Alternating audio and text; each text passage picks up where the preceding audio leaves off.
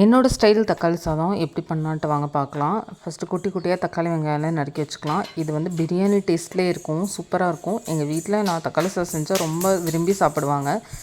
First ஒரு cooker வச்சுட்டு எண்ணெய் ஊற்றி கடுகு சோம்பெல்லாம் பொரிஞ்சோட்டும். பொரிஞ்சதுக்கப்புறம் இந்த ஹோல் ஸ்பைசஸ் எல்லாத்தையும் எடுத்து கொஞ்சமாக எடுத்து எண்ணெயில் போட்டு பொரிச்சிக்கலாம்.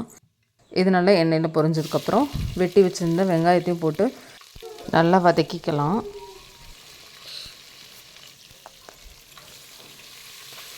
இப்போ எண்ணெயில் நல்லா வதங்கிட்டுருக்கு வெங்காயம். இந்த வெங்காயம் நல்லா வதங்கணும்.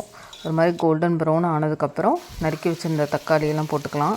நான் ஒரு வெங்காயம் 2 போட்டிருக்கேன், ஒரு 5-6 தக்காளி போட்டிருக்கேன். தக்காளி சாதத்துக்காக நிறையாவே போட்டிருக்கேன். ஒரு 1.5 டீஸ்பூன் இஞ்சி பூண்டு பேஸ்ட்டு போட்டு அப்படியே நல்லா வதக்கிக்கலாம், அதையும் பச்சை வாசனை போகிற அளவுக்கு. இப்போ 1 டீஸ்பூன் மிளகாத்தூள், கொஞ்சமாக மல்லித்தூள், கொஞ்சம் சிக்கன் மசாலா 2 ஸ்பூன் போடுறேன். அப்புறம் வீட்டு குழம்பு மிளகாத்தூள் 2 ஸ்பூன். இதெல்லாம் கொஞ்சம் கொஞ்சமாக காரத்துக்கு ஏற்ற மாதிரி போட்டு தயிர் ஒரு 2 ஸ்பூன் போட்டு நல்லா எண்ணெய் பிரிஞ்சு வர அளவுக்கு நல்லா வதக்கிக்கலாம். ஊற வச்சுருந்த அரிசியும் ஆட் பண்ணிக்கிறேன். அரிசி போட்டு நல்லா கிளறி விட்டுட்டு தேவையான அளவு தண்ணியும் ஊற்றி கொதிக்க விட்டுக்கலாம். தண்ணி ஊற்றினோன்னே உப்பும் போட்டுக்கோங்க.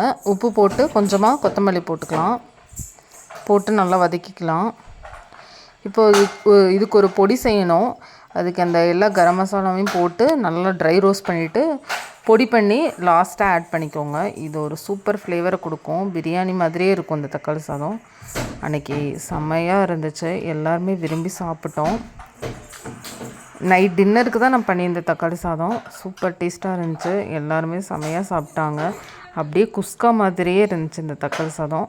நைட்டு எல்லாருமே எப்பயும் போல் ஒன்றா உட்காந்து சாப்பிட்ருந்தோம், ரொம்ப என்ஜாய் பண்ணோம்.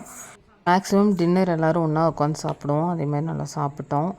இதுக்கு வந்து தொட்டுக்க உருளைக்கிழங்கு ஃப்ரை பண்ணியிருந்தேன், அது சூப்பராக இருந்துச்சு. 2க்கும் காம்பினேஷன் செம்மையாக இருந்துச்சு. நல்லா சாப்பிட்டு என்ஜாய் பண்ணோம்.